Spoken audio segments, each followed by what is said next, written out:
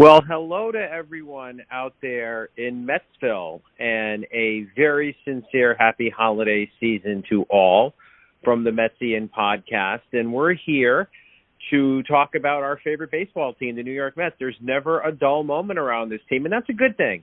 You know, there have been years when we were just begging for moves and begging for, the kind of moves that would grab headlines. Well, no more of that. That's not a concern anymore, so there's always plenty to talk about. It's been exactly 3 weeks since our last podcast, so there's plenty to talk about tonight. And to help me do that, this is Rich Sparago, by the way, known as Met Fan Rich on Twitter. And I'd like to bring on my two partners in podcasting, and we have a special guest to introduce as well.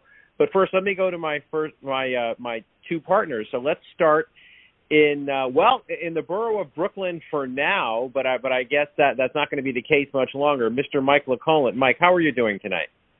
Hello, Rich. I'm doing well, pushing forward. And, I'm winding it down in Brooklyn. I'll be moving to Staten Island, and there's a name for us, people from Brooklyn who moved to Staten Island, and that's Brooklynder. So I'm officially a Brooklynder now. How about that? I believe that same moniker applies to someone who's been on our podcast before, Mr. Keene from the Craneful Society. I believe he did exactly the same thing. So next time I talk to Steve, I will mention a Brooklynder. See, I learned something new tonight. Aha. Very good. Life's about learning, right? So let me go to my other podcasting partner. We say this every time, but only because it's true.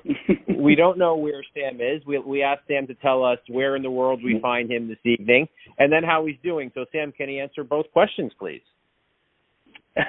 I am doing well. I'll start with that. Thank you, Rich. And I am in the borough of Manhattan right now, on the borough of Manhattan, on the island of Manhattan.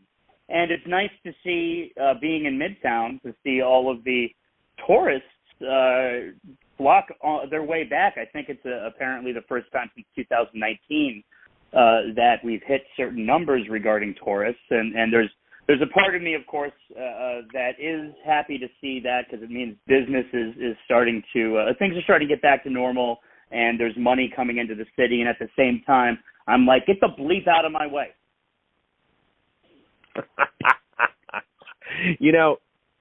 I don't know. Living in the area and having lived in the city a bit, I'm not sure if I'm a tourist now at this point, coming in from Connecticut, but I went in the city a few weeks ago on a Saturday to do the typical tree and, different things, and there was no shortage of people. Let me tell you that. So that's a good sign. And I think just a couple of years ago, you couldn't go see the tree, and then one year you had to have an appointment to see the tree. You had to book online, and they only let a few people at a time.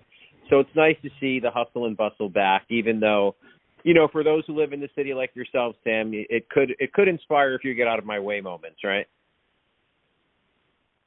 Oh, yeah, and the real New Yorkers, because we're walking next to the cars on the outside of the sidewalk. And, all right, so before we start unpacking all things Mets, let's introduce our very special guest this evening. And this is someone who has been on the Metsian podcast several times, and over and above that, is one of the founders and writers for Faith and Fear in Flushing, and also the author of a couple of books on the Mets. And we're going to give him a chance to talk about all that, but for right now, we just want to say hello to a very famous person in Metsville, Mr. Greg Prince. Greg, how are you doing tonight, and happy holidays to you, sir. Happy holidays and New Year to everybody here. Mike, please give my regards to John Franco, another Brooklander, I believe, along with Steve Keene. So quite the Met representation now there. I wasn't too sure when it was just Steve and John, but now that I know Mike's going to be there, I'm feeling pretty good about Staten Island. Other than that, doing okay here. It's the end of December, so it must be baseball season somewhere, right? Well, Greg, let's start right there. I wasn't planning on it, but since you mentioned it, you always talk about the baseball solstice. So tell us what that's about, and tell us where we are chronologically in relation to the baseball solstice. Okay, well, baseball solstice is a good word for it. I call it the baseball equinox, but it's the same idea. It is that moment between the last moment of Mets baseball the previous year and the first scheduled pitch of next year. And got to use that word scheduled because we've seen the last few years the season not get off as scheduled. But let's hope this year it does. If you're not doing anything this Tuesday night, January 3rd, at approximately 7:11 p.m. Eastern Standard Time, look to the sky and you will see above you a baseball flying directly overhead, because that is where we will be in the baseball equinox. Equidistant from Starling Marte having made the last out of the first round of the playoffs, and the first pitch scheduled most likely to come out of the hand of Sandy Alcantara in Miami on March 30th. So we're closing in on it. And it's always good when it's right around New Year's, because that gives some real meaning to the idea of Happy New Year. Because before you know it, we are on the other side of the equinox. We're heading for pitchers and catchers and all their teammates, and any day now. That is just awesome, the concept of a baseball equinox.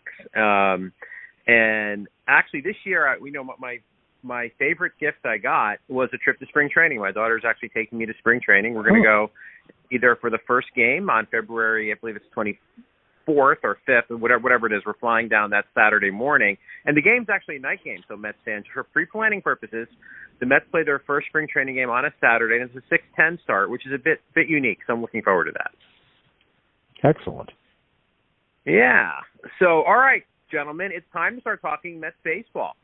So let's see. Our last podcast was December 9th, and that was the day after the winter meetings had come to a close. It was a Friday, and we talked a lot about the moves the Mets had made, such as Verlander, such as Quintana. We talked about that. So since then, what's happened? Well, the Mets have brought back Adam Ottavino, certainly a solid thing to do. They have shed James McCann, although not his salary. They're paying 75% of his salary. So James McCann is gone. And then there's this little matter of Carlos Correa. We went to bed on Tuesday night, December 20th, like any other night, right? And in the middle of the night, the Mets, and I say in quotes, signed Carlos Correa. Metsville was ecstatic, right? The next day, the Mets sold $1 million worth of tickets. That's been well publicized. And then on Christmas Eve, on Saturday, December 24th, we got the not so fast. So we got as we know, the reason Correa was available is that the San Francisco Giants had identified something in his physical, forcing them to back out before the ink was dry. So now the Mets have identified something in Correa's physical and his medicals, and that is now 5 days ago. There essentially is no news other than speculation that, we've heard 55% that this will happen because it works for both sides. I saw somebody say 51%, one of the different writers say 51%. So it's been mummed for the most part, other than speculation. And of course, we have to start with the Correa thing. So, Greg, let's tee you up right away as our guest. What were your thoughts when you first heard that the Mets had found a way to bring Correa in? And what are your thoughts right now about the fact that it's in radio silence for 5 days after we heard of a potential issue? My thought when I first heard about it was, is there anything Steve Cohen can't do?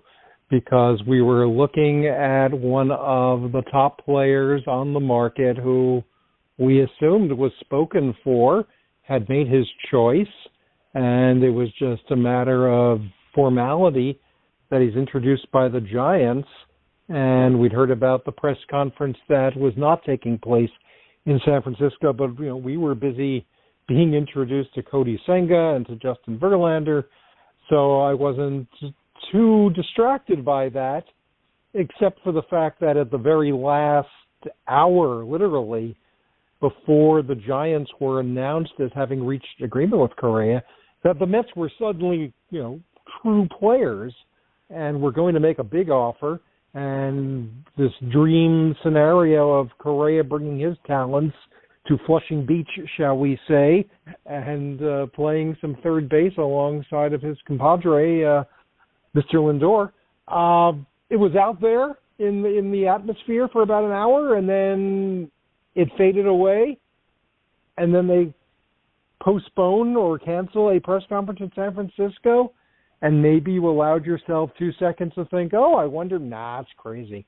And then you wake up, like you said, the next morning, there it's happening. So I was pretty happy with the idea because right up to that point, I think that the Mets had done a lot of fortifying what they had and securing certain positions and roles on the team that could have gotten away and didn't.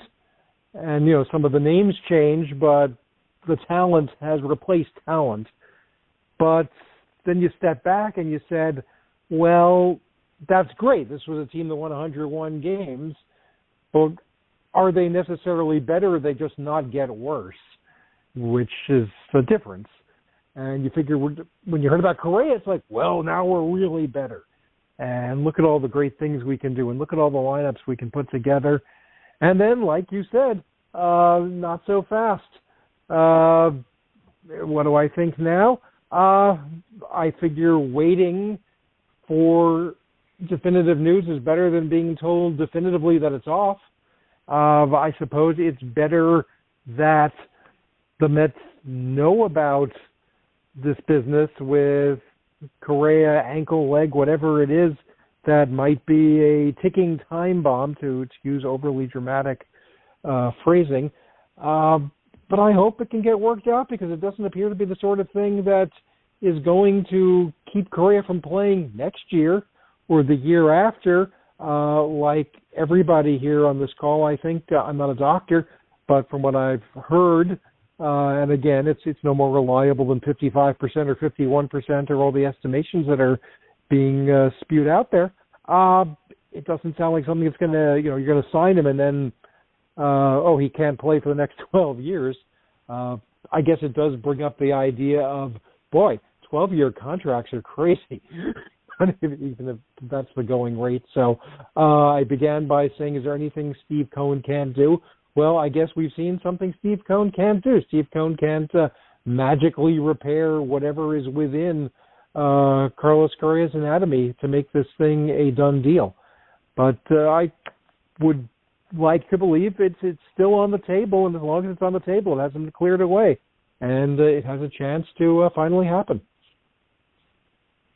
Yeah, that's kind of where I am with it too. And you wonder what they're talking about right now. Logic would tell you, and who knows, logic would tell you they're probably talking about length of contract, because if it's something degenerative that might, in the quote out years of a contract become an issue, are they thinking about maybe an 8-year deal at a slightly higher AAV or something like that? Who knows? But that might be where it is right now.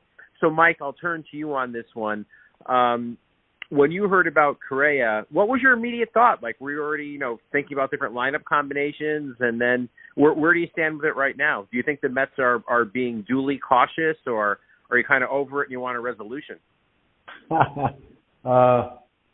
I'm a little bit out in left field on this one. The news struck me by surprise. Was I happy to hear that we signed Correa? Yeah, without a doubt. But these contracts, Rich, these type of contracts just riddled me with anxiety. Now, on the one hand, Mr. Cohen said, I made the fans a promise. And, this is him fulfilling that promise.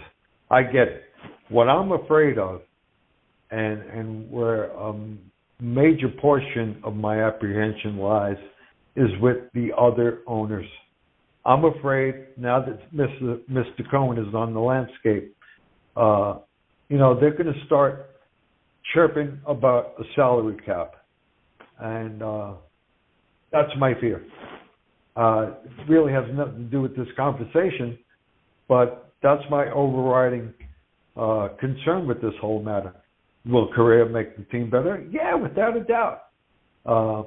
I'm kind of upset is not the right word. I'm kind of a little miffed over what role Brett Beatty and Vientos might have in the near future, because there's certainly no space on the left side of the infield for them. So, what lies in store for them? I question that, but I welcome Carlos Correa. I don't think this injury business is anything for us to get all bent out of shape over. Seems to have been going on for a while, and he deals with it. He plays with it. So I'm happy. I was surprised. Yeah, I kind of imagined lineups in my mind, and but I'm afraid of the finances. And that other smaller market organizations and their owners are going to use this as the case for a salary cap. Oh, look what Mr. Cohen is doing, blah, blah, blah, all things of that nature. When, this millennium alone, we can go back to the 70s, we can go back to the 80s. There's another team in town. And, they used to go about their money spending in a very, very generous manner. And never once did I fret over salary cap. That's where I am now. Because the boss, George Steinbrenner, is no longer part of this landscape. And you got fresh voices who are leading the charge. And I think they view Mr. Cohen as somebody who's here to upset the landscape of MLB. I hope that's not the case. I hope they don't act on that premise. But that's where my mind is, Rich. And I think that's very fair, Mike. We could talk more about salary caps. I think that should be something we talk about, and is there now or will there be an anti-Mets bias in the league? Or will Mr. Cohen's presence maybe raise that topic that we know would shut the game down probably for a while, at the next CBA. So, Sam, we want to go to you on this one. You're somebody who's up late at night, and I believe you might have tweeted or texted us at 3 a.m, if I remember, that, hey, guys, they signed Correa. So, where were you? Were you working at the time, and how do you feel about it now? Well, I guess that I always think that people have control of their do not disturb. So Phil Maylard, to give him a shout-out, was the one that broke the news to me while I was bartending at Rudy's, and obviously immediately I was like, what? No way, right? Except, Rich, here is the kicker. It was Metsmerized Online, an article from them that did give me pause, and I ran to Twitter, figuratively speaking, of course, and saw John Heyman's specific timeline. And there was literally no baseball fan, let alone a Mets fan, around that I could talk to about it. Like, it became, where were you when? And I will always remember that I was at Rudy's, and one person walked in with the Mets hat on, and I was really excited, like, did you hear the news? And it's becoming, like it used to be, you could guarantee that somebody wearing a blue and orange Mets cap was a diehard. We used to nod at each other on the streets like we were in a secret society. Whereas with Yankee fans, you can never know if somebody's actually a Yankee fan or just wearing the hat. It's becoming that, stylistic to wear a New York Mets hat. That, in vogue, if you will. And he turned out to not be a Mets fan, and I was just like, can't even talk. Like, I was like, where's the Yankee fan? I'm not going to gloat about it, but I just need a baseball fan to talk to. And, of course, I'll start with this in terms of the narrative. It seems as if the difference between the Giants and the Mets is, one, this is the second time it's happened. And also, let's put it out there, everybody thinks he failed the physical. It doesn't sound like he failed the physical. Something came up in the medicals is what has been reported, and people need to remember that. He didn't fail his physical. There's just concern. the difference between the Giants and the Mets, I believe, is the fact that the Giants are not one player away. The Mets arguably are, obviously that's subjective, but they're closer right now than you could argue than the Giants are. And the Giants definitely said, well, we need to restructure this, and Scott immediately called Steve Cohen.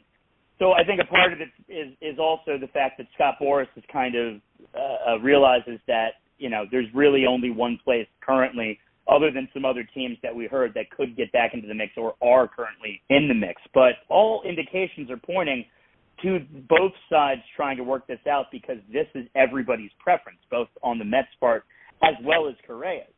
Going to Steve Cohen, and, I understand everybody's concerned about the budget, but we are obviously in a unique position with Steve Cohen. And again, that does give the other owners pause, but he's also kind of exposing them.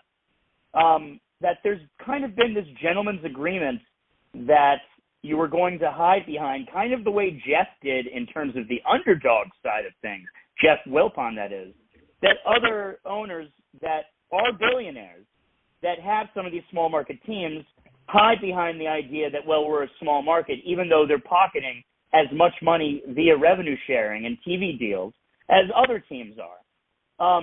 So, yes, he's stirring the pot for sure, and we could be looking down another lockout and or another strike. But in the moment, he's just making a lot of these guys look silly for not – look at the A's situation, for not reinvesting in the fans that invest so much time and energy into you. Those A's fans love their team and have loved their team for a very long time, and they're fed up, and Oakland might lose them because of it, partially. There's so many different nuanced reasons why with that, but this is not an A's podcast. So I think that I do believe I don't know if it's going to necessarily make or break the Mets, and I think everybody knows that. That's why they're trying to restructure it, that it might not work down the road, but next year he gives us most certainly a major opportunity, a major chance to compete for a World Series championship. And once that's done, there's all this other stuff that will now be put into question. Will Beatty and Vientos have different roles, or will they be used in trade purposes? Will Escobar be used in trade purposes? Even though more than McCann, I would like to keep a hold of Eduardo Escobar. I think even with Correa at third, he's going to be incredibly valued as a bench piece slash semi-starter here and there everywhere. So that's my initial thoughts on it. Just having everything that we talked about, and also the fact that it did, in the moment, having it be 3:00, where were you when? Were you sleeping or were you up? Also, I'll throw this out there, Rich. Definitely better 3 a.m. news than the Met fan is used to, that's for sure. Nah, we didn't fire Willie Randolph right this time around at 3 a.m. So, yeah. So, all right. Well, Greg, Sam and Mike have touched on it, so I want to give you an opportunity to weigh in here on the concept of, shall we call it, Steve Cohen changing the landscape of Major League Baseball. Let's face it, with luxury taxes, the Mets will be forking out, if Correa goes through, about $500 million. Of course, they could shed some money, but it'll be relatively minor in terms of what they would shed. So let's just say they're right around $500 million, including luxury taxes. It's a stratosphere where no owner has gone before. And do you think that is maybe bad for baseball, that it's disrupting any kind of competitive balance, and maybe more importantly, that there may be a war on Steve Cohen where it's really 29 against 1 eventually? What are your thoughts, Greg, on the landscape shakeup that Steve Cohen may be causing? I think it's good for baseball because it's good for the Mets, and I am incredibly biased in that regard. You know what? Big market team acting like it for a change, for a sea change. So I think what Sam said is kind of the light at the end of this tunnel, which is you're going to have some owners who are shamed and come out and stop pretending that this is somehow not a great business for them to be in. And Cohen is ramping up the stakes. And, he's not alone. We've seen a bunch of other teams make big investments. We lost our ace from the last 9 years because another team was willing to throw a lot of money at him. Maybe he didn't go out and get several Jacob deGroms, but he certainly in Texas invested in a number of free agent pitchers. And we've seen with Philadelphia, we've seen San Diego. So, again, Cohen is at another level right now. As far as the salary cap, that's the sort of thing that would have to be collectively bargained. And unless you bring in a salary floor to go with it and get some of these teams to act as if they are not quadruple A teams, I don't see anybody agreeing to it. Again, they tried to put a salary cap in place in the 94 strike. It got nowhere. It's not something that can be done unilaterally as far as I know. Again, if one team is, completely outspending the field and putting other teams out of business or something like that, then maybe that's something to think about. But I don't really see that as the reality of the situation. I think a lot of small markets or mid-markets or cheap markets, cheap owners, will cry unfair. But I, like all you guys and anybody listening to this, most likely have been waiting for the New York Mets to act like the New York Mets.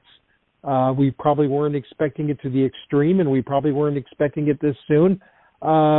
Steve Cohen sees no reason to wait around, and it's bias, absolutely sure. Will somebody try to get a cabal going to say we got to stop this guy? But much as they've tried to, put in a Steve Cohen tax, no doubt. Should we take it personally?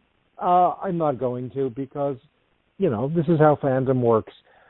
Everybody, if the Mets are successful, everybody is going to be against them.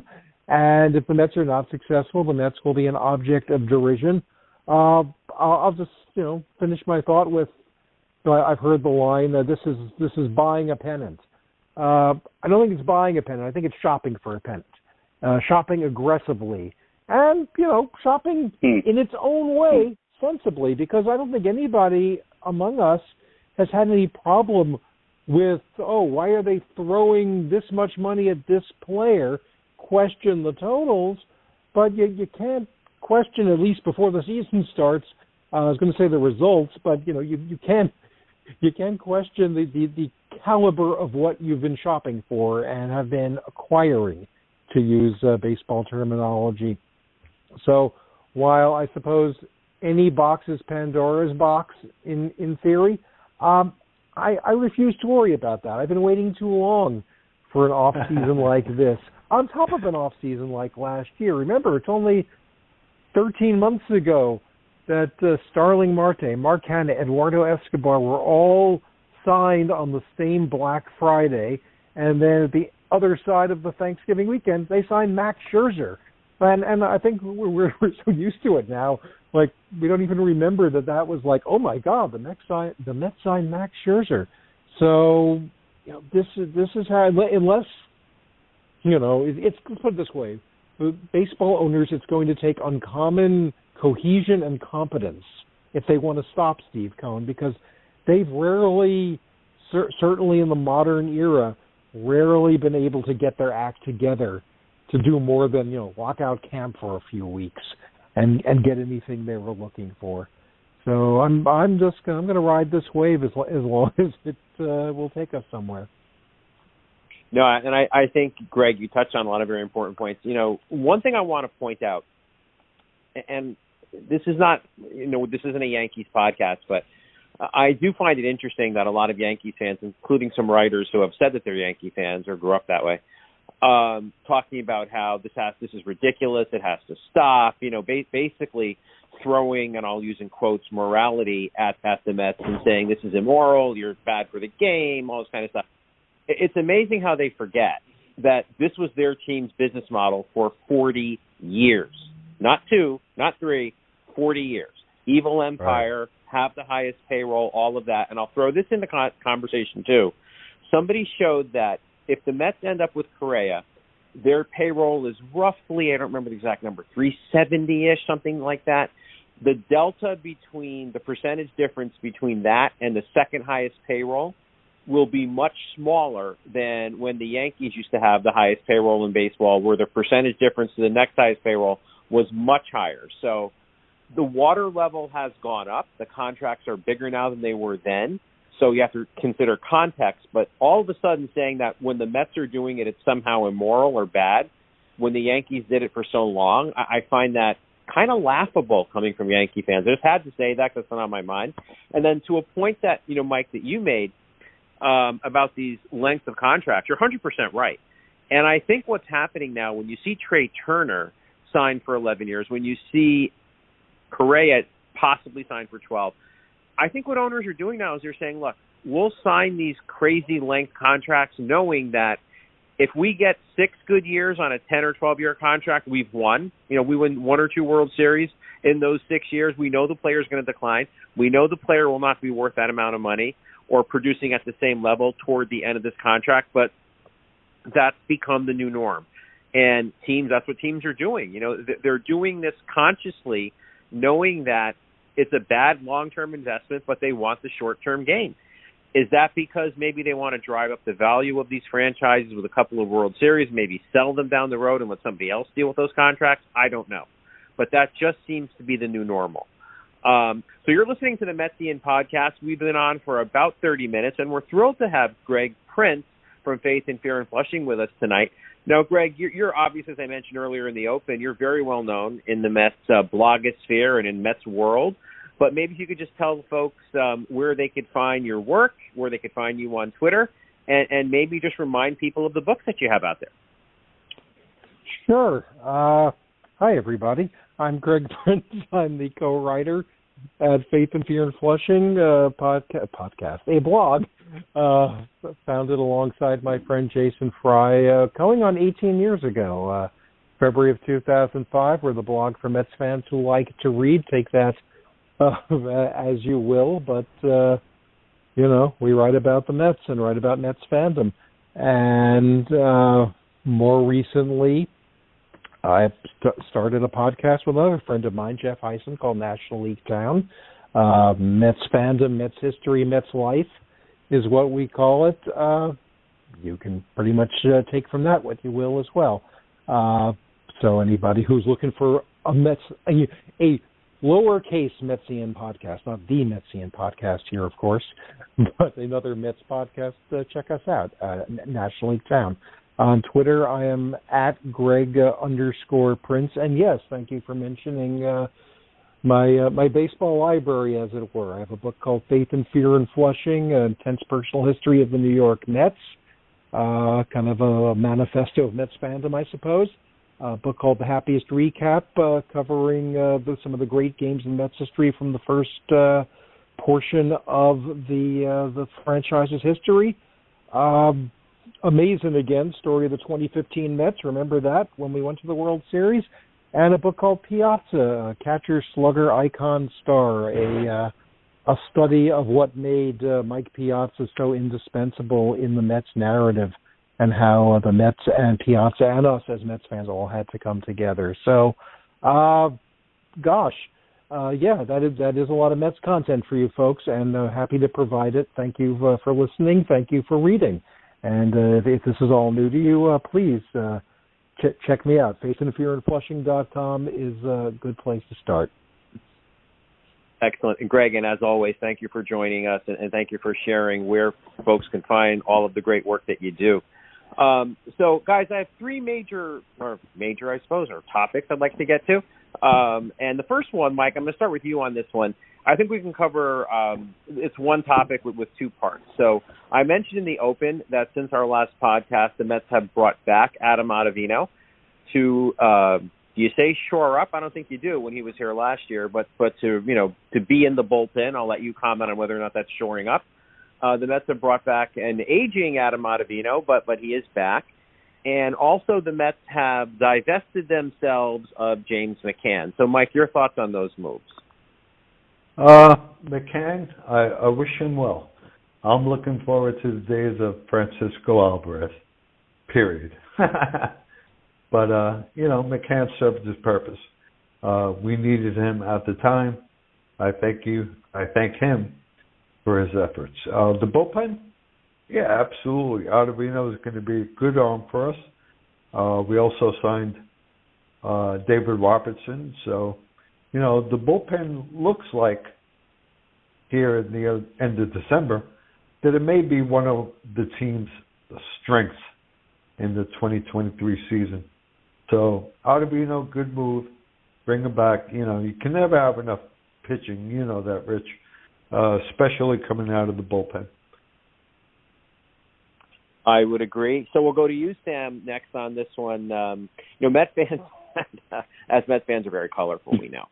Very colorful reactions to McCann being traded. Like to know what yours is, and also your thoughts on Ottavino. I think that McCann is actually going to be really good for that team. Maybe some of the pressure will be off, but also it is a very young team. So I can see the fit specifically for the Orioles, and I think it was like a player to be named later, and the Mets are taking $75 million, 75%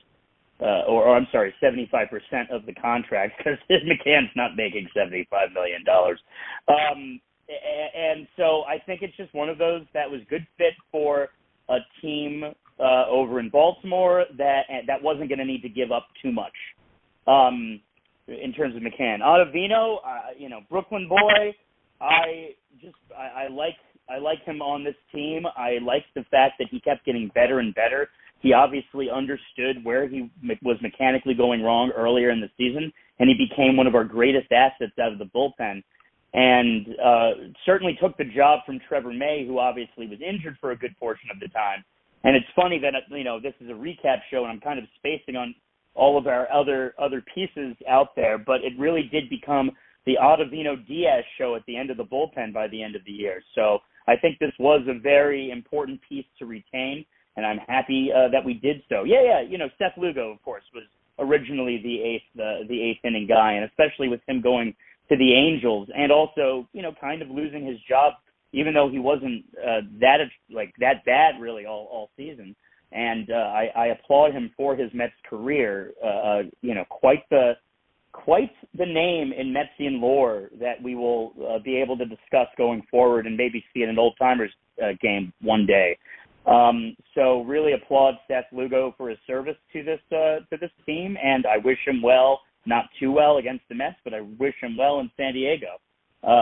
So that's my thoughts on it. I think Ottavino, if not a must, was a very important piece to retain, regardless of the way bullpen fluctuates. Bullpen numbers a lot of times fluctuate, and the fact that he's getting older.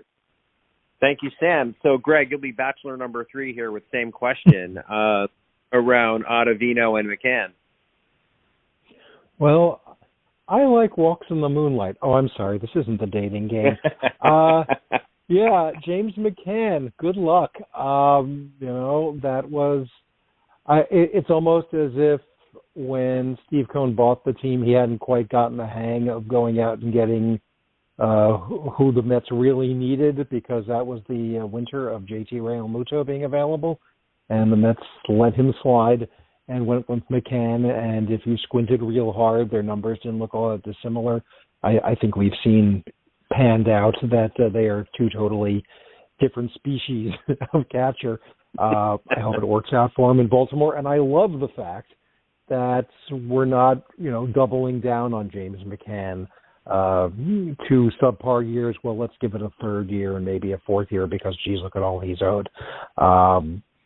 I'm with Mike on the concept of Francisco Alvarez coming around at some point. And let's not forget last year's number 1 or first round draft pick by the Mets, Kevin Parada. Catching could actually become a strength as opposed to something that we just kind of have to get through with the likes of McCann, and although he did improve, I think, Tomas Nido.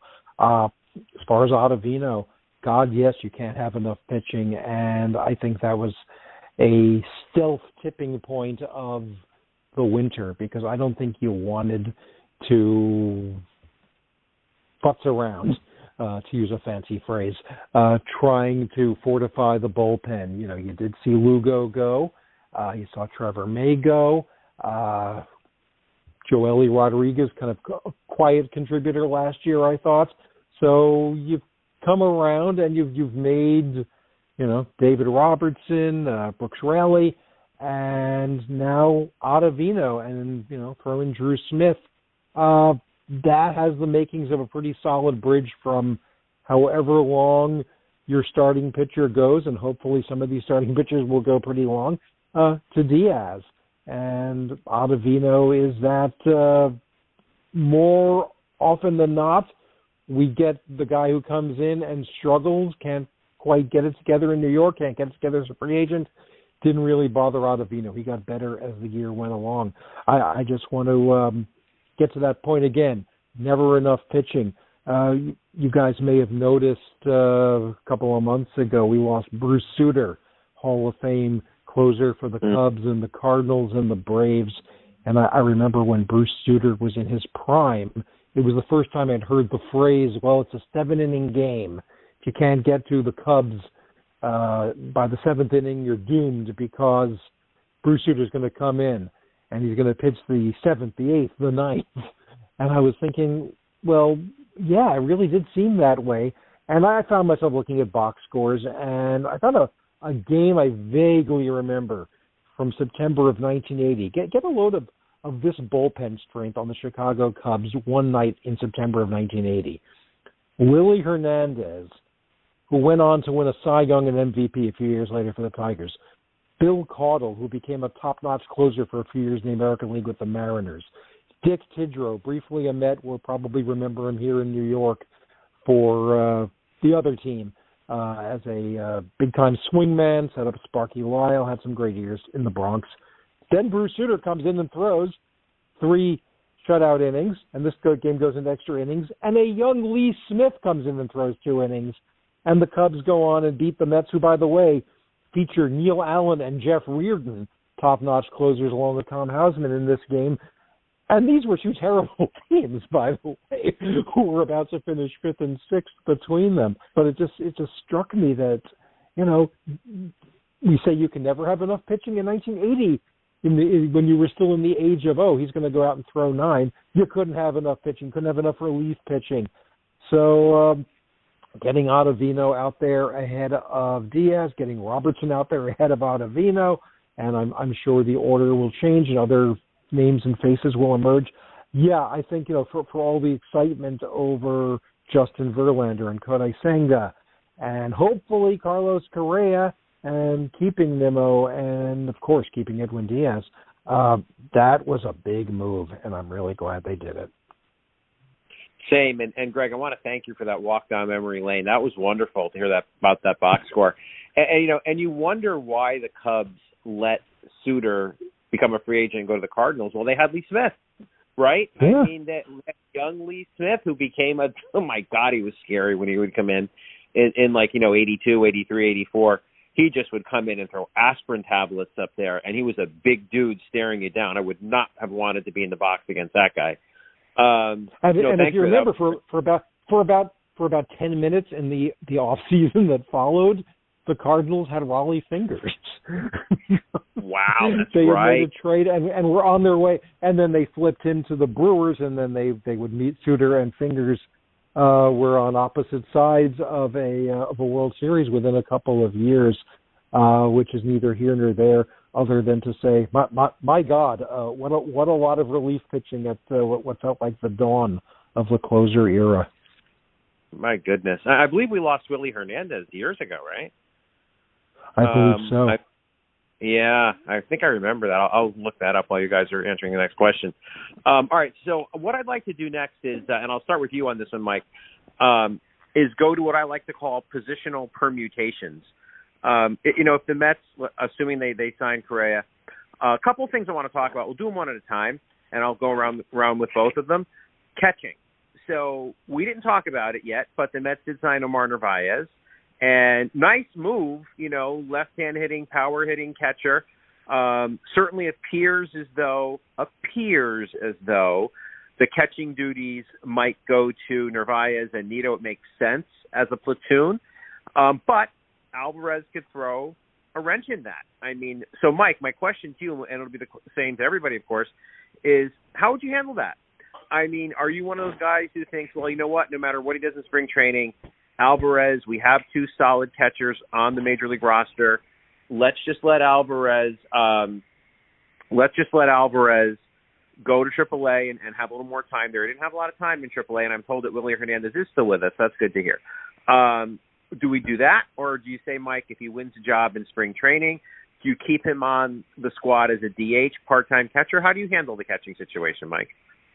I'm prepared, as a fan to go into the season with Nito and the gentleman you just signed. Insofar as Francisco Alvarez, win the day. I don't want him winning the day in spring training. Let him start in the minor leagues, AAA, whatever have you. Let him perform. Let him earn his promotion, and let him earn that position behind the plate. Win the day. So I'll start the season with two major leaguers, but I'm anticipating the arrival of Francisco Alvarez. When that moment comes, that's up to him, but I'm looking forward to it. So I'll leave it at that, Rich. Win the day.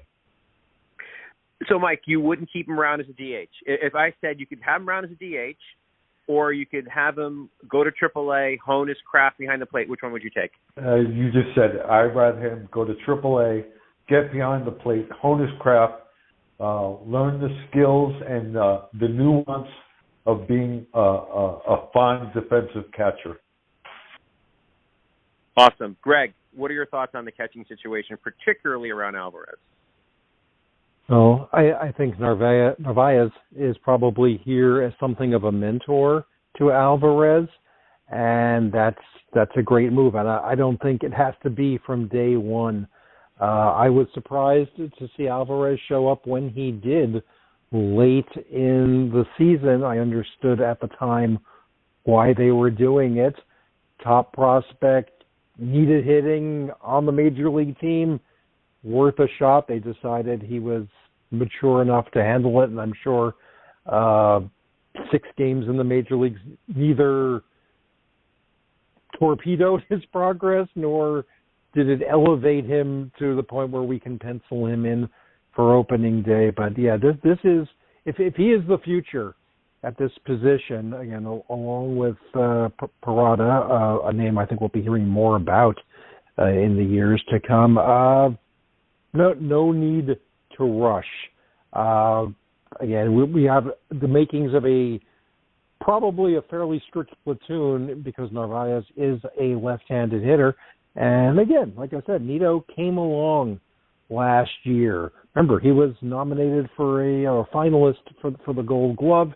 Got a few key hits. You wish you could get more out of that position. Often last year, I would just find myself thinking, well, it's a terrific team until you get down to the DH and the catcher, and you should be able to be terrific for 7 spots and get something out of 8 and 9. As far as Alvarez at DH, I could see him maybe working his way in, but not from the beginning, maybe. And again, just to bring it back to Correa for a sec, if you have Correa at third base, my God, Eduardo Escobar is a pretty good DH to share time with Vogelback, plus wherever else he might be playing in the field. So, a lot of options there. So, again, yeah, the future is coming, but no need to rush it. I would agree. I think to make him the DH and a part-time catcher does him no favors. I don't think he hones his craft behind the plate by catching once a week. And, clearly he needs a little work back there. That's what you have a minor league system for, and that's why you have serviceable catching on the roster with Narvaez. And, that's my take on it. Sam, what is yours? I think there's a lot of different directions this roster could go. It's a very nuanced conversation about where Alvarez, as from a personal perspective, is most utilized in development.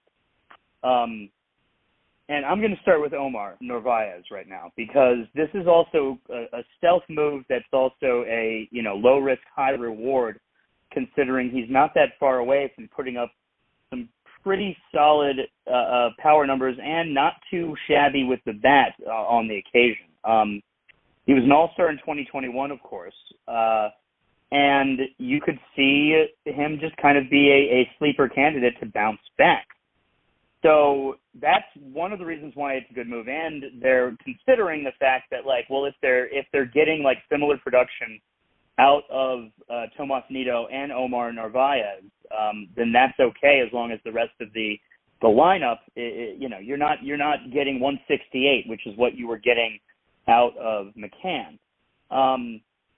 I understand where you guys are all coming from in terms of him working, as a catcher on a daily basis in AAA.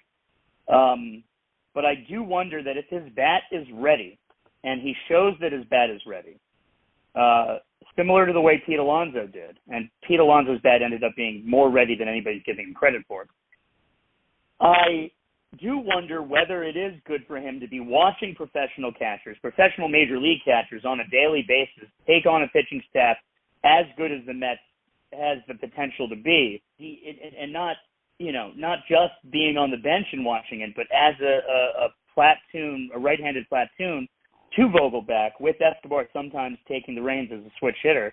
That's why Escobar is such a valuable piece to really not move if you're looking at it. And he was also great in that clubhouse. That's a whole nother tale that we're talking about.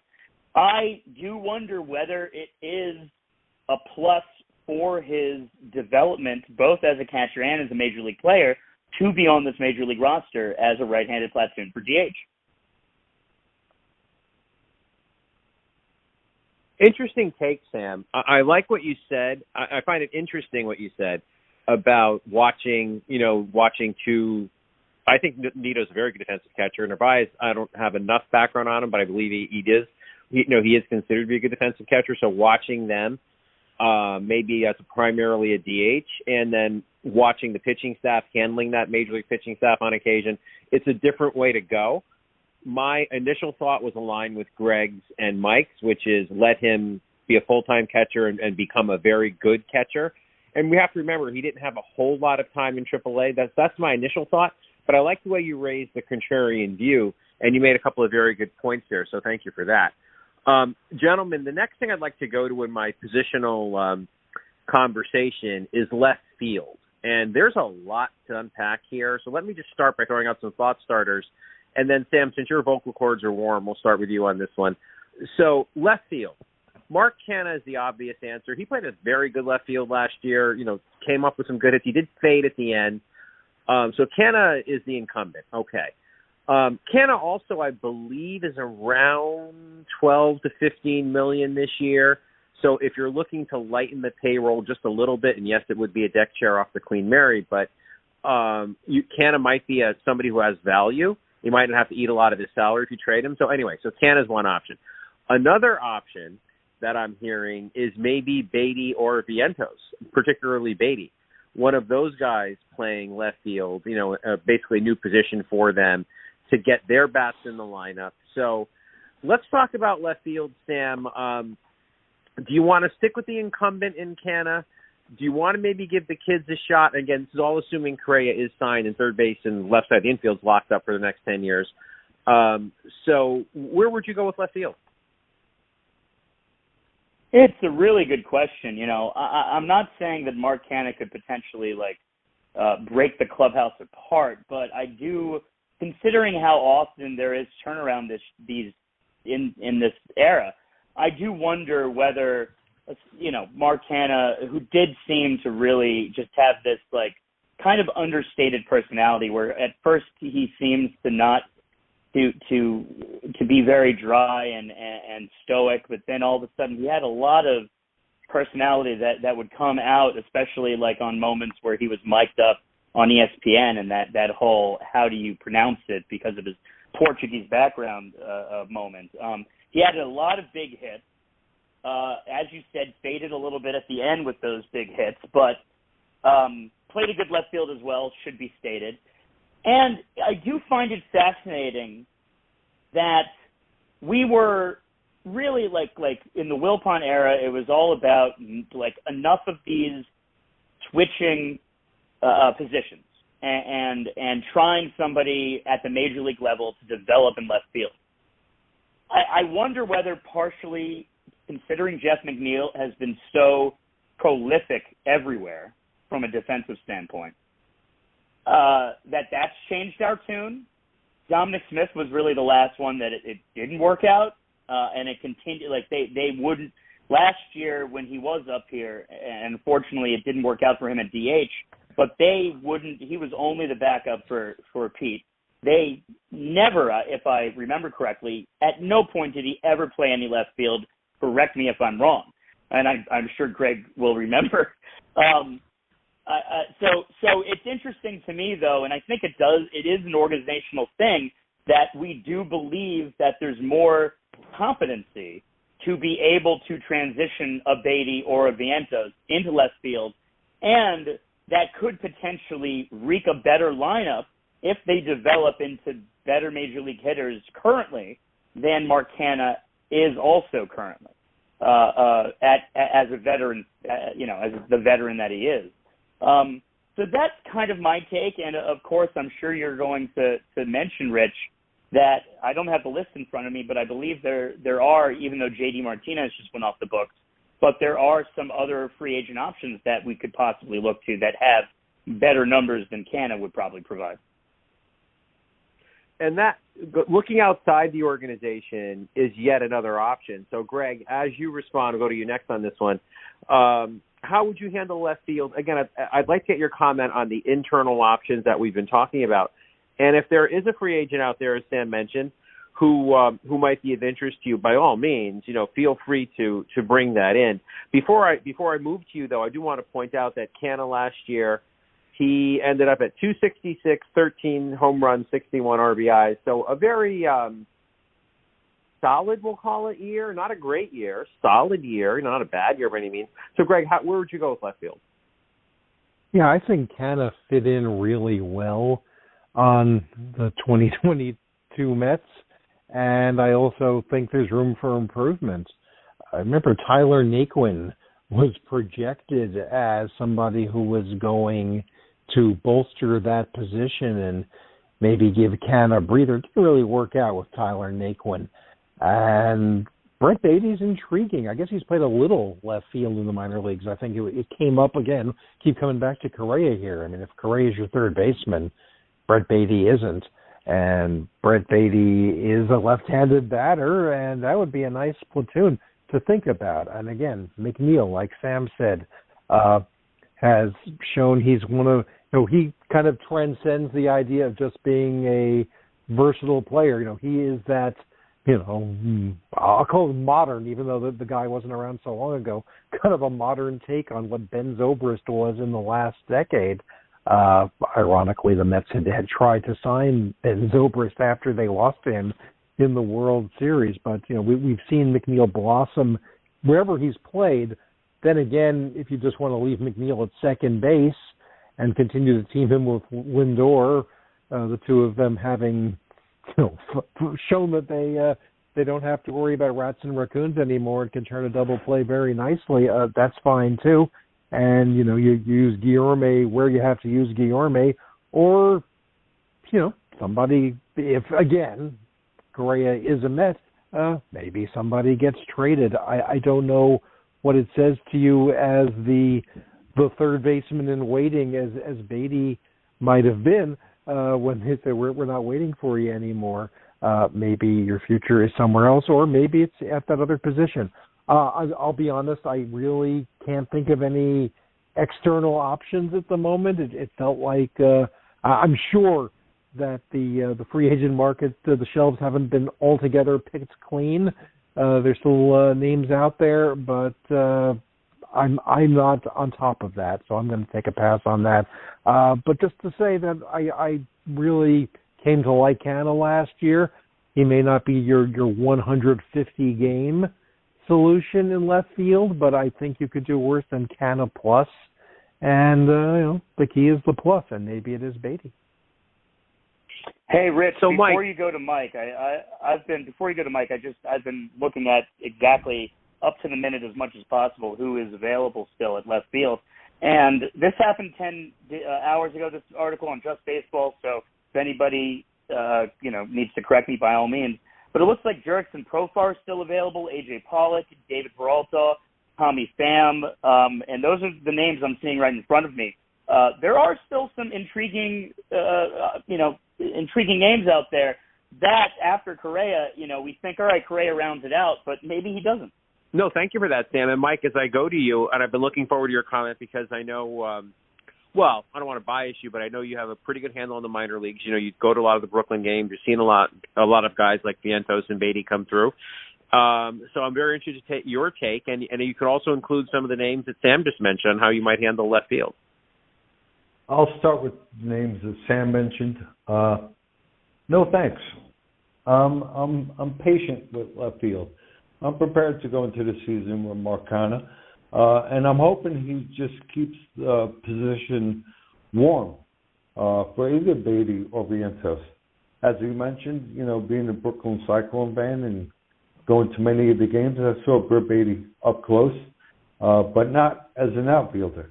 Now, Greg mentioned that Beatty did gain some experience in the outfield this past season, and I think Vientos played more outfield this past season than not.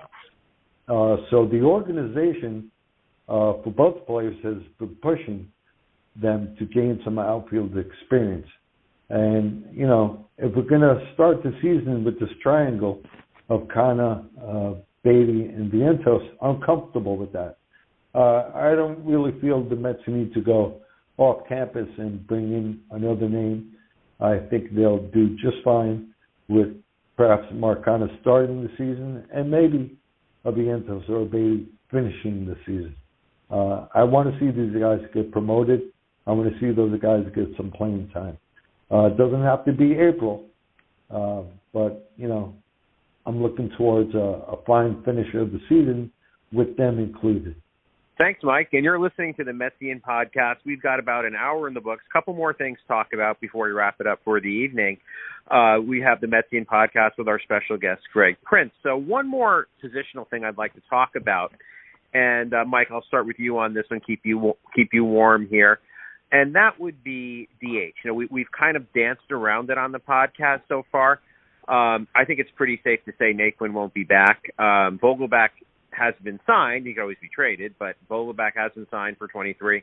But here's the conundrum, in quotes, that I have.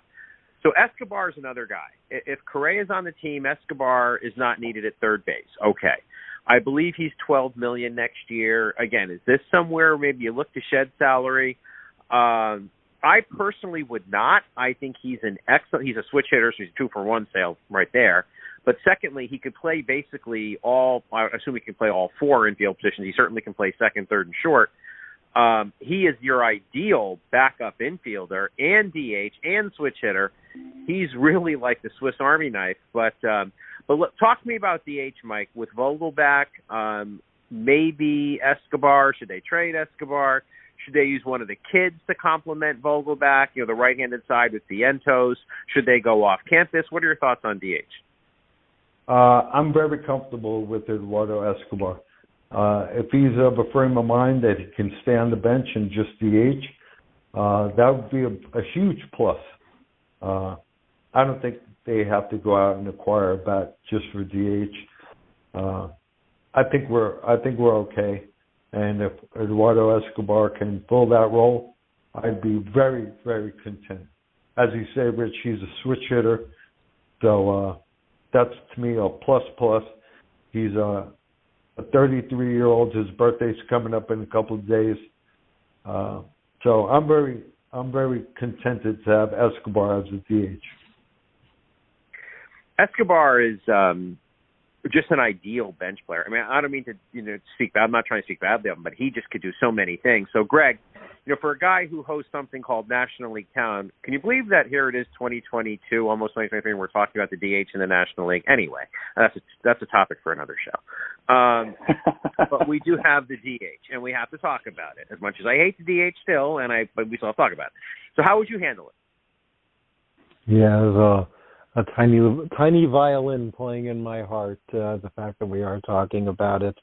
Listen, I mean, Vogelbach became, with all due respect to Dom Smith and J.D. Davis and everybody, for that matter, whoever, played an interleague game at that position, really became the first Mets DH who was here because that's what he was here to do. And he was here to do it half the time against right-handed pitching. And he did a phenomenal job. I mean, anything that you got out of Daniel Vogelbach it seemed to me, was the quintessential Vogelbach, and unfortunately he can't be out there every day.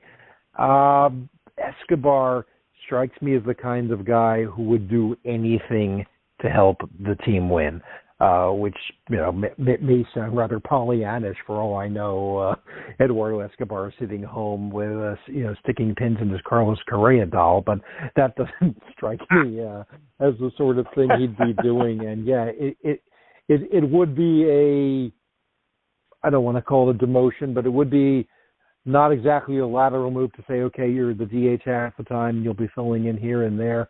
But, if you could get that from Escobar, who could be so en fuego, shall we say, for portions of the season. He was the National League Player of the Month in September. He hit for the cycle. We can call out his highlights. There were dry spells as well. But, there's less pressure. Not you're going to sit at the end of the bench and have no pressure, but, less pressure than saying, okay, you're one of the free agents and you have to go play third base and be in bat fifth, which I think he did for a while last year. This what strikes me the more I think about it as a really good landing spot for Escobar. And, yeah, I don't know where they would go exactly. And I guess even though I'm only in year 2 of living with the DH as a reality, it doesn't seem like the kind of thing you necessarily want to put a youngster at that position and say, this is your life now. I don't know, where Vientos' future is ultimately. And I saw him strike out an awful lot in September, so I'm not quite as high on Vientos as I might be on the other 2 prospects on the cusp that we've talked about. But if you have the opportunity to let these guys become actual major league players and not fall into you can only do one thing at this stage of your career, I think that's a road I would rather take. But I suppose if, the Correa domino tumbles and other moves are made, I guess, a lot of the guys who we're getting used to might be on the trading block, as they say. But for now, with the people we have and the people we think we're going to have, I would love Escobar in that, deluxe, shall we say, that deluxe role, where he's not a regular, but he's not a reserve. He's somewhere in between, and I think that can only help the team. I'm a big fan of having, as long as, like you said, as long as Escobar's okay with it, and I can't imagine a 33-year-old not being okay with it, chance to win a World Series and being the Swiss Army knife guy instead of a starter. But I think it would be great. He does so many things. So, Sam, bring us home on DH. Let me just also throw out there that I like that there's still, and I forget exactly what needs to happen, but there's still a potential to see a pitcher in the game at some point where you have to sacrifice your DH. And again, forget exactly how that happens, but at least there's that. Escobar, yeah, I think you're absolutely right that he's the Swiss Army knife, to repeat in some fashion what you guys just said. But he just seems like such, not only a good guy, but also a genuine guy, and it's not a facade, and he's somebody that just makes everybody around you smile more and be better. I'll also say this, that all this talk about Correa and the lineup, this is one of the reasons why I think Correa is vitally important all of a sudden to what this lineup looks like, because as much as I like Daniel Vogelbach and I like the role that he has on this team, and I think that he's also just a fun player to follow, and it seems to fit into that clubhouse to a T, I never want to see him hit behind Pete Alonso ever again. And I'm sure that you guys can echo that sentiment, even if he is going to be the right-handed, the right-handed platoon of a DH spot. It's not. You're probably not going to get that bar, which we didn't, if that's what you were leaning on. So that's my initial take on the DH, and I agree also.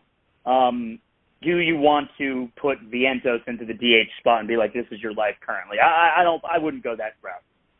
Fair. I'm not a big fan of having young guys and I'm talking guys like Vientos and Beatty, who have combined 3 months of major league experience in the DH role. I'm just not a big fan of that. I'd rather see them get traded for their own benefit so they can prosper somewhere else, or start the year in the minor leagues and learn a new position there. I believe I'm a big believer in the Ron Gant school, where when they asked him to change positions, he said, please send me the minor league so I can learn it there, as opposed to embarrassing myself up here. So I do one of those things. Let those guys, if you're going to ask them to change positions, let them do it in the minor leagues or trade them. To ask them to DH at, what are they, 22-ish years old? And no, I just don't think it's a good move. All right, so you're listening to the Metsian podcast with Sam, Rich, and Mike, and our special guest Greg Prince. And we've turned the corner. We're into the home stretch. I want to throw one thing out for general comment, and one more topic that we could roundtable. The one thing for general comment, guys, just anything you might want to say to this. The projections came out this week for number of wins, and the Mets were projected at 103 wins. It was like 102.8. So what do you all think of that? And that's with Correa. So that's only 2 games more than last year. I'm a bit surprised by that. I thought they'd be a little higher, maybe 107-ish.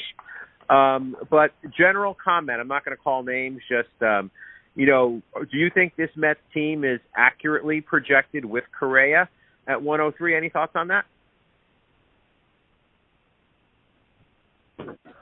I would take 1-0.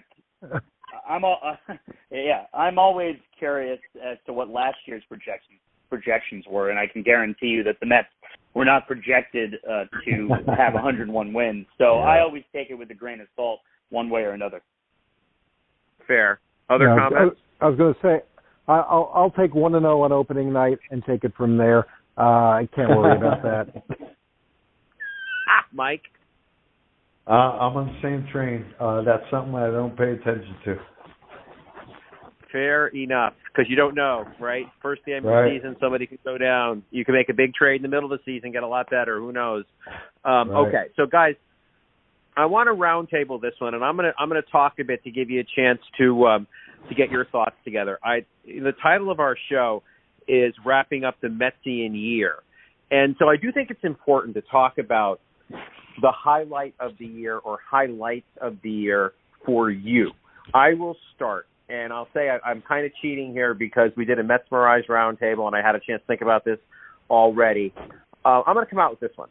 So my Metsian moment, my highlight of the year as I reflect back on 2022, and I'm not going to ask you to give me dates. I looked this one up myself. It was May 5th when the Mets played at Philadelphia, and you know exactly what I'm about to say.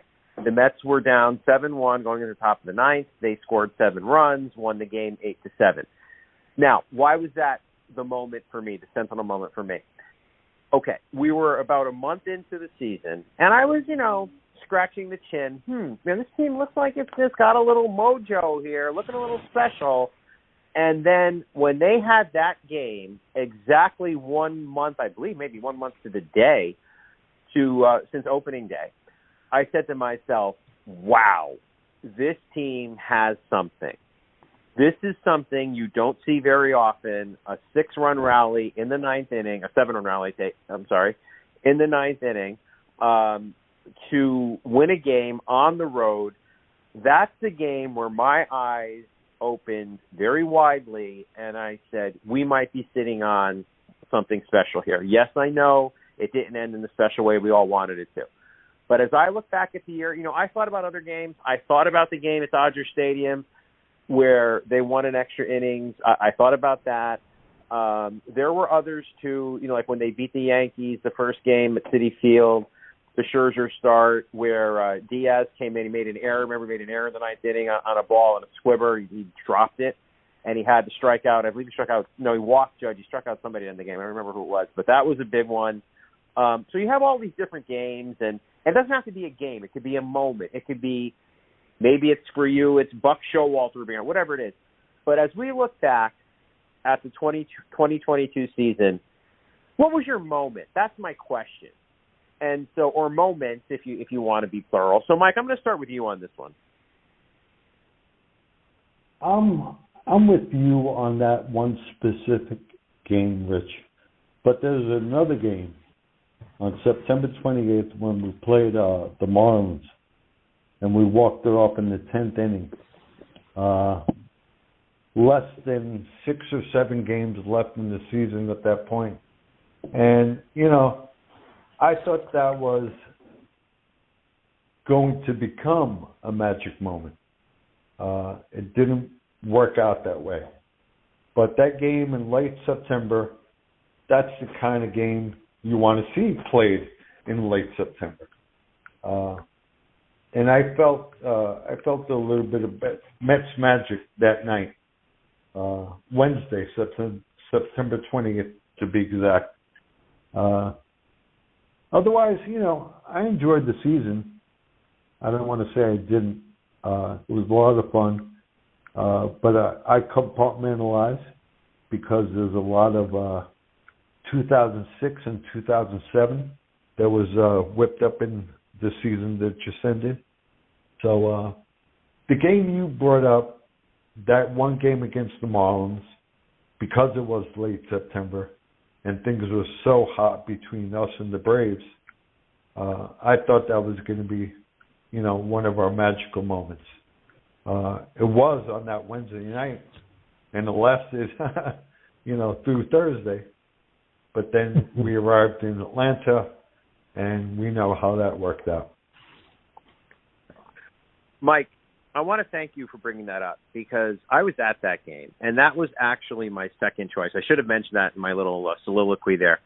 I remember being at Citi Field for that game, Taijuan Walker on the mound, and I was sitting, I'm in my 50s. I was sitting in my seat pouting because they were down 4-0. I don't want to talk to anybody. I was there with my family. They knew not to bother me. I was sitting there with a blank look on my face, and I was like, I was acting like a child, basically. And then when Escobar hit the 2-run home run to make it 4-2, and then when he hit the 2-run single with the bases loaded to tie the game, sending it to extra innings. If you remember, they almost won in the ninth. Nito hit a ball off the wall. They got the ghost runner in the 10th, and they scored. Escobar drove in all 5 runs. So yes, thank you for bringing that up, because in the ninth inning, we heard that the Braves had lost. They had lost the Nationals 1-0, and the Mets, if they won that game, which they did, had a chance to go up by a game going in. They would have had the tiebreaker with one. We know all that, right? But yeah, that was an amazing moment. And thank you for bringing that up because that was quite a thrill. Nothing like, it was kind of like an 86 vibe, where they're losing and you're like, ugh. And then there's nothing like a win after you thought it was a sure loss, And what a feeling that was walking out of Citi Field that night. So, Sam, I'll go to you next. Did you have a moment, and what was it? The moment that I had was all of those above, basically. But I have another moment to add after all of that, and that is 10-9 against the Phillies as well. I think that was another game, with the Phillies, ironically, that also was just such a thrill to watch live. And I think that day I was able to watch the entire game just sitting down and watching it. And I think that let's go all the way back to that 8-7 win against the Phillies. I think that's one of the reasons why a lot of Mets fans stayed in the stadium as they were down in the the ninth inning against the Padres, but they seemed to that was the 7-1 game against the Padres, which was the first game of the series. I think that was a big reason why a lot of Mets fans, while the Mets were kind of making it a little interesting, even though it was 2 outs, we didn't leave the stadium yet because we had that other game from Philadelphia in mind. And we should also throw out there that it ended up getting Joe Girardi fired, so we actually may have gotten the Phillies to the World Series, ironically. And I also just loved that they kept bucking the trend throughout the year, bucking the Metsian trend, if you will, from years past, of staving off the Braves for as long as they did. And that game that you're talking about is going to kind of, in some fashion, the September 28th game is going to be looked back upon like Johan Santana in 2008, pitching that complete game shut up 3-0. I think that's basically how this is now viewed, is just like, remember that day when we had a lot of hope? And it's still something to hold deep to your heart. Everybody always talks about Johan Santana in that game, in many ways complimenting the no-hitter and how legendary of a Met Johan Santana is. So I think that has those vibes, and yeah, I think that's why I keep saying they need to change the narrative, because it doesn't matter how much they're staving off the competition during the year. Everybody continues to think that the Mets will eventually give it up, and I need the Mets to stop giving it up. I need them to change the narrative, and that's been my mantra going into the offseason. All good stuff, and I can't think of a better way to have our last major topic wrapped up than with Greg, because Greg has written books about magical moments, as he talked about, in Mets history. So, Greg, I'm sure you've been mulling this over. What was your moment for 2022? Well, I will give you a bifurcated answer in terms of an actual game. You touched on it briefly, Rich. Dodger Stadium, that Sunday, that 10-inning game where it fell to Adonis Medina to be the closer because Edwin Diaz had already been used. And that was the moment in my mind where there was no turning back. They had left New York. I think they were that was the magical 10 games up on the Braves, which we should have known wasn't going to last. But we'd beaten up on the Nationals and we'd beaten up on Joe Girardi's Phillies, and we'd played well. There was no doubt. I think even at that point, you knew there was no collapsing that could take place that would just completely tear the team apart. But you have to play the Dodgers, and the Dodgers were the gold standard. And, the idea was you're going to see the Dodgers later if you want to get to the World Series. And to get through that series, remember, it's a 4-game series. They lose on a Thursday night. They're probably tired from the flight. They don't look good at all on Friday.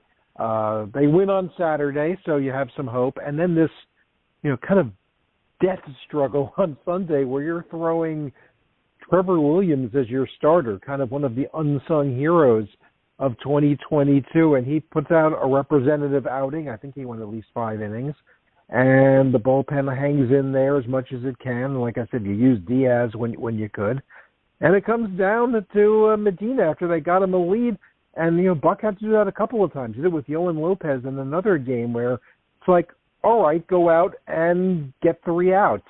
And something about after that game, I said, okay, there's no, this was a nice try of the season. It's, I don't like the phrase World Series or bust, but it kind of felt that way, and maybe it kind of went bust. But it allowed me, I know, to just look at this team on another level altogether. And it's so much more fun to go into series and go into individual games thinking that you are going to win this game tonight. You are going to take this series this week, as opposed to, gee, I hope we can get lucky. And again, obviously, didn't all work out in the end. We didn't take every series in the end, but I think that just catapulted us to another level. And, all the games that you guys mentioned are definitely up there. But I'm going to move to a pregame as my true moment of the year. And there's no question that this was the highlight of my Met life in 2022 and in recent years. August 27th, Old Timers Day, great enough as it was. I know I was on the show shortly after, so I'm not going to go over the whole thing again. But, 65 or so Mets there, coming together of the generational tribes, almost like Woodstock. And then on top of that, they retire Willie Mays' number, something that I know we've talked about as in it needs to happen one of these years for years on this show and other shows. And it was actually happening in front of me and in front of 40,000 people. And I couldn't believe it. I'm still almost speechless trying to put the words together. And that this was the cherry on top of a year that had been about getting the past right at Citi Field, which we know was never a priority under the previous regime. And to go from the Tom Seaver statue being unveiled and Nancy Seaver back in the fold to welcome Tom back where he belongs, as she put it, and to spend the whole year tipping a cap to Cooperstown for finally getting it right on their end and putting Gil Hodges in the Hall of Fame and having days to remember him, and the retirement of number 17, something I still can't believe took all these years, and to have Old Timers Day. And what that represented after years of being told by Mets management, Mets fans don't care about that. That's not really a Mets thing. Well, of course it was. And finally, Willie Mays, number 24, going up there as it did before the season was over. And it just seemed so perfect that afternoon to say, look at this. We've got a first-place team. We've got a team that we know is going to the playoffs. And we've got all this going on around us. What a way to say happy 60th anniversary. And I know there was one of the people who likes to leave comments on our blog who I don't think lives in the New York area and may not have seen the ceremonies. And he said, that all sounds great. This was after that weekend. If you remember, they lost 1-0 on Sunday after winning on Old Timers Night. They lost 1-0. He said, that all sounds great, but I would trade all of it for another win yesterday. And I'm thinking, you know what? We don't have to trade. I know, yes, of course, we love another win. But we're now an organization who can walk and chew gum at the same time. And we can feel good about the present, the year that we are in first place and going to the playoffs. And we can feel good about the future because of who owns the team and how it's being operated, and that we've got some players coming along and a great core. And we can feel good that the past no longer has to be kind of put on the back burner, that it's something to be proud of, and we don't just have to tilt at windmills and yell at clouds and all those cliches, that this is a place where it matters. And it felt like it was all coming together that day. And nothing, not even not winning the division and elimination in the first round has detracted from that feeling at all. So with due respect to beating the Dodgers and beating the Phillies and beating the Marlins and all the great on-field times, and all of it is, again, that's the bottom line, that's the standings, that's what we come for. Nothing can beat that moment of realizing, oh my God, they did it, they're retiring number 24. Rich, I have to jump in and say, Greg, I couldn't agree with you more. Very quickly, when they retired number 24, it caught me by surprise. I'm sure it caught everyone by surprise. I shed a tear. That's how warming and what a truly great moment. So I have to agree 110% when we retired Willie Mays' number. I'll also throw it out there, Rich, that I hope there is a day when they can have Willie Mays Day. You know, I think it's partially because it wasn't exactly, he would have overshadowed today, but I don't know. I don't think that's exactly why he wasn't there. But I'm hoping in all good measure from both the Mets perspective as well as Willie's that they can organize a Willie Mays Day and truly honor that moment, even though the number is already up there. No, he did have hip surgery this year, so it would have been impossible for him to travel. He's going to be 92 next year. I will say, though, for the optimist in us, his son, who accepted the honors on his behalf, Michael Mays, had gone on with Jay Horwitz on Jay's wonderful podcast shortly thereafter and said, my father at 91 is other people at 65. So we can only hope that's an accurate assessment, and while 3,000 miles is a long way to travel for anybody at that stage of life, I join you in that hope. It, again, it brings back it would have been nice if they had done it sooner, but we could say that about a lot of things. You guys all are well-versed and may even remember Willie Mays night at Shea Stadium. I'm sure you've been alerted to the fact that there was a Willie Mays night at the Polo Grounds when the Mets were born, and they wanted to welcome him back to the neighborhood.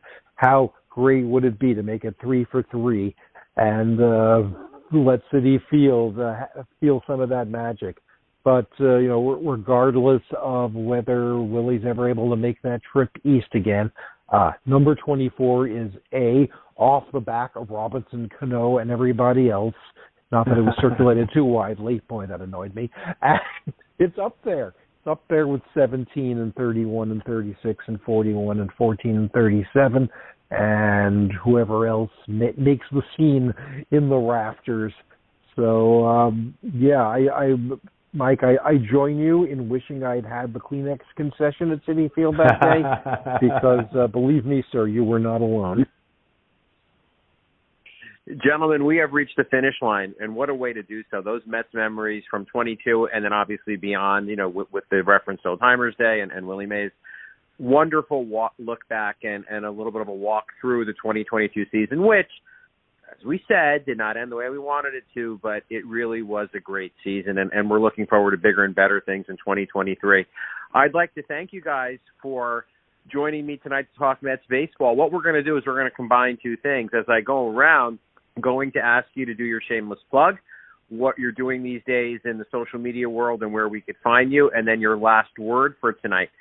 So Mike, why don't we start with you? Okie doke. Brooklyn Trolley Blogger. Last season, I recapped the 1890 Brooklyn Bridegroom season.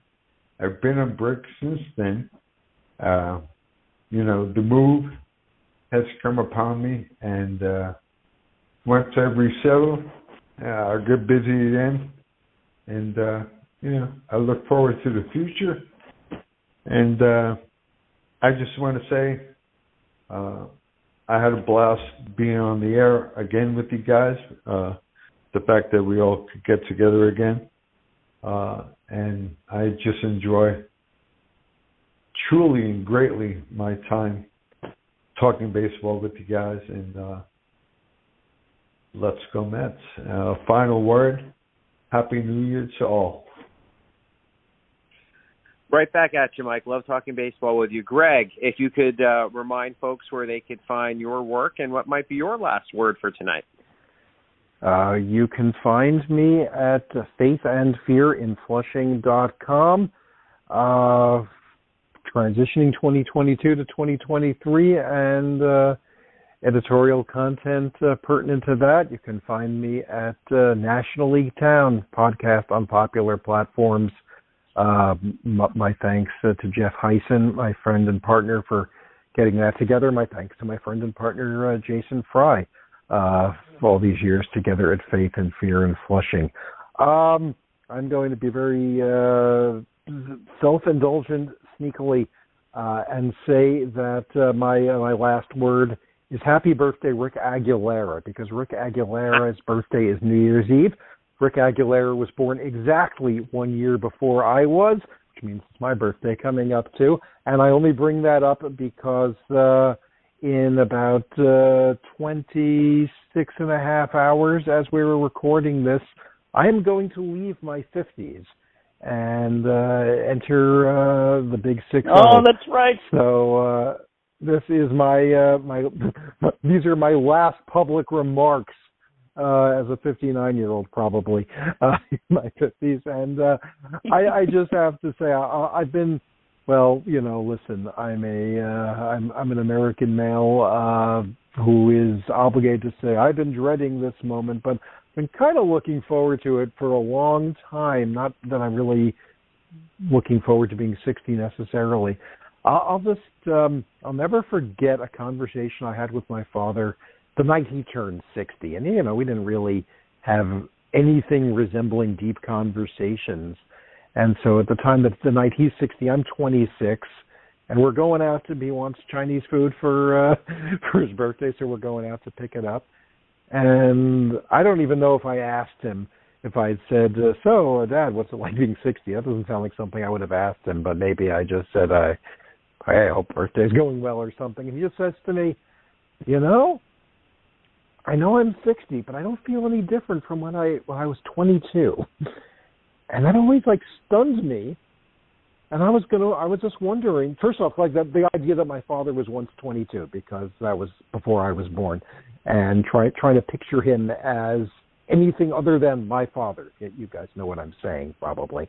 And so I've been waiting to find out, well, what's it going to be like when I'm 60? Will I still feel like I did when I was 22? And when I was 22, the Mets had just gotten Gary Carter. And they were going to go out and win 98 games and give me, a year I'm still talking about all these years later.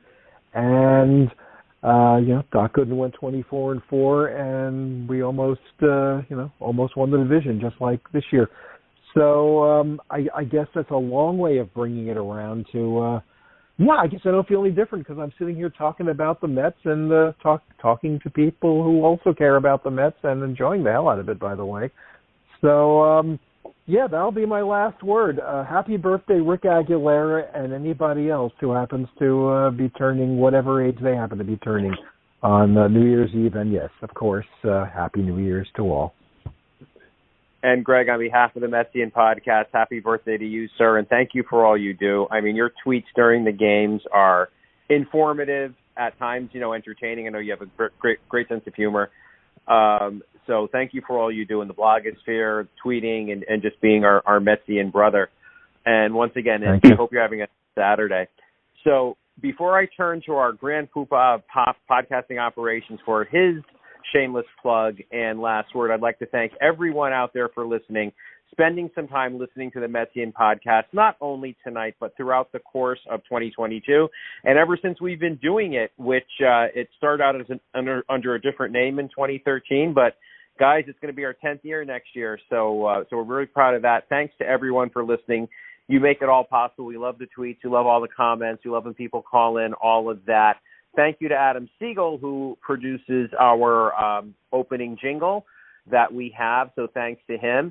And Sam, I'm going to allow you to give us your shameless plug, your last word, to take us out, because I know exactly how you're going to do it. Well, thank you, Rich. I greatly appreciate it. And Greg, happy birthday. What can I say? I've known, of course, in the back of my mind, December 31st, but I appreciate you reminding me. And what a birthday. And I hope you have such a great one. And it's just like listening to you, definitely you've always connected yourself in many ways to, you said on my documentary, shameless plug, The Newest Breed, the history and guide to the Mets fans on Sam Maxwell's YouTube channel. You said on there that, you don't want to necessarily think about this, but you were probably conceived around the exact time that the Mets were first taking the field in St. Louis. And I've called you the Mets fan incarnate, and, chokes me up a little bit because you all bring joy to me in Metsville. I'm so thankful that I've come across you guys and the Mets family. I'm so thankful that I have converted from the baseball brothers across town to the orange and blue. And it's just so special to do this with you on a semi-weekly basis, you guys. And Greg, you more than anybody else really encompasses what it means to be a fan of this team. And I thank you for bringing your knowledge, your spirit, and your camaraderie to this Mets franchise. And last but not least, the only thing that I can say, my final word, change the narrative. I need to, and the Mets do too. And I will also say, because I found out about it while we were on this podcast, R.I.P. Pele. And without further ado, let's go Mets, and Happy New Year, everybody. Take care. Happy Good night, New everybody. Year, all. Happy birthday, Greg. Be well. Thank you.